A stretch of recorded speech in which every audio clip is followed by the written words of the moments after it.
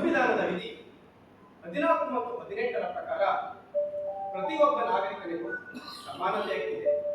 ಕಾನೂನಿನ ಮುಂದೆ ಎಲ್ಲರೂ ಸಮಾನರೇ. ಯಾರ ನಡುವೆಯೂ ತಾರತಮ್ಯ ಮಾಡಕೂಡದು. ಅಸ್ಪೃಶ್ಯ ಸಂಪೂರ್ಣವಾಗಿ ನಿಷೇಧಿಸಲಾಗಿದೆ. ಸಾರ್ವಜನಿಕ ಉದ್ಯೋಗದಲ್ಲಿ ಸಮಾನತೆ ಇರಬೇಕು.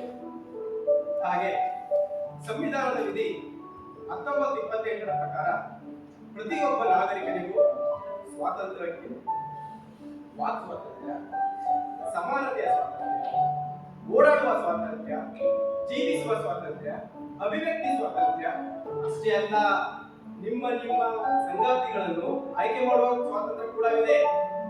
ಹಾಗೆ ಸಂವಿಧಾನದ ವಿಧಿ 25 ಮತ್ತು 28ರ ಪ್ರಕಾರ ಪ್ರತಿಯೊಬ್ಬರಿಗೂ ಅಂದರೆ ನಮಗೆಲ್ಲರಿಗೂ ಧಾರ್ಮಿಕ ಸ್ವಾತಂತ್ರ್ಯವಿದೆ. ನಾನು ಹೇಳಿದ್ದು ನಿಮಗೆಲ್ಲ ಅರ್ಥವಾಯಿತೆ?